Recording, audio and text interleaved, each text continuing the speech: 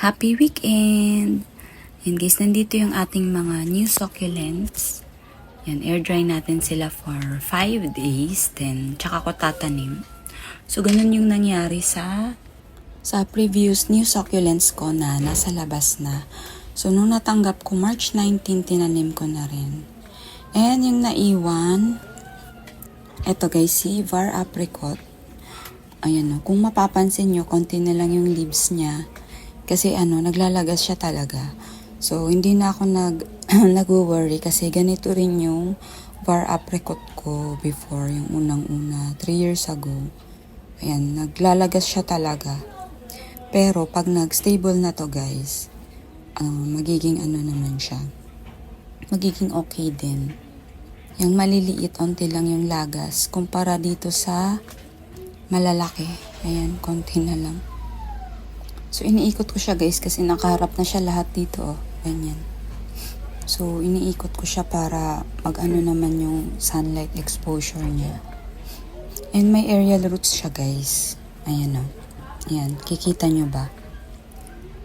So, ibig sabihin, may roots na siya sa ilalim.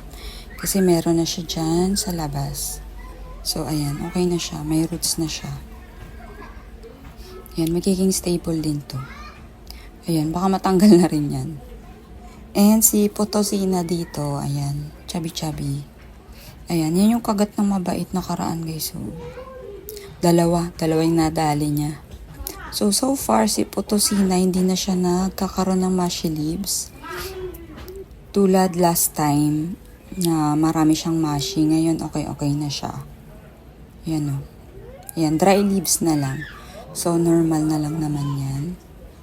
So, konti pa para mailabas na rin natin sila. Check natin yung nasa labas. So, na-receive ko pala sila guys, March 19. Tapos, after 5 days, pinat ko na rin. And then, nung natubigan ko na, unang tubig, tas nung magdadalawa is nilabas ko na. Eto na guys, 1 week na sila sa labas. So, check natin. Si Pink Gansu. Eto guys, mabait siya. Wala siyang mushy. Yan, dry leaves lang din.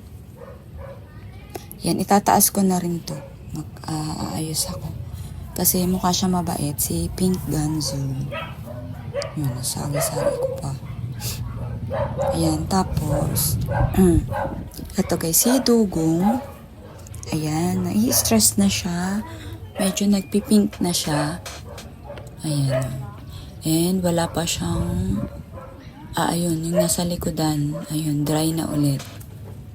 Yan, so umiinom pa rin siya dyan. Okay lang yan. Ayan, namimink-mink na siya. Yan, ang kanilang 1 week dito sa labas. And si ating Aaron Pay. Ayan, mabait talaga to guys si Aaron Pay. Yan, nung nilabas natin, kumulay na agad siya. Parang after 2 days. Ayan, mapapansin nyo. Nag-etiolate agad yan nung nasa box. Pero ayan, bumabawi na yan. May mga dry leaves.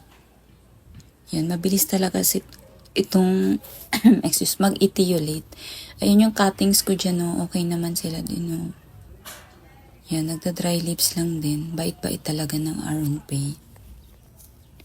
Ayan, no? Ang ganda na agad ng kulay niya.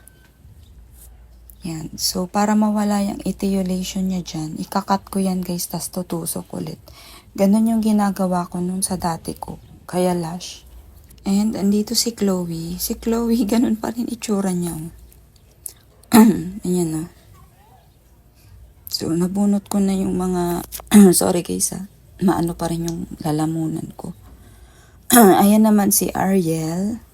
Yan, cute-cute ni Ariel. Yan, so tutubigan ko ulit sila sa Monday.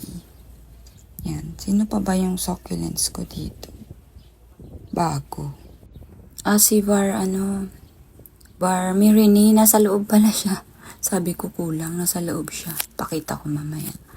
So, eto pala guys yung dati kong apricot. Ayan o. Siya kasi, mix. Green tapos variegated. So, kinat ko lahat ng green. May tumubo ulit na green, kinat ko ulit. So, sila na lang natira dyan. And the rest dito is propagation ko. Kasi ang liit niya kasi dati. Ayan, dumidilim na guys. Ano na, magsi-6 na. Pero hindi ako magdidilig ngayon kasi nagdilig ako kahapon. Ayan, inuubo pa rin ako guys. Kaya ano ako magsalita. Ayan, may bad news ako. Ayan, yung variegated ko na Hindorope Hoya. Ayan, na-dead siya guys. Kawawa. Pero nagtagal sa akin to guys ng almost 4 years. Ayan o.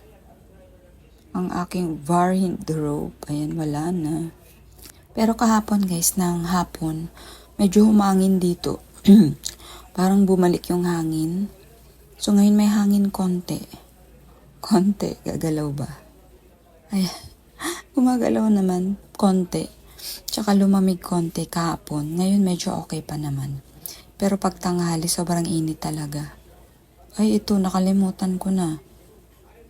Ito yung, ko, ire-rep ko sana, tapos wala palang ugat.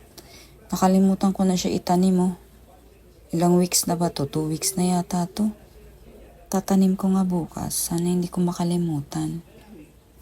And nung Holy Week pala guys, nag-sale si Hunter Pottery. So, mga 3rd time ko nang bumili sa kanya.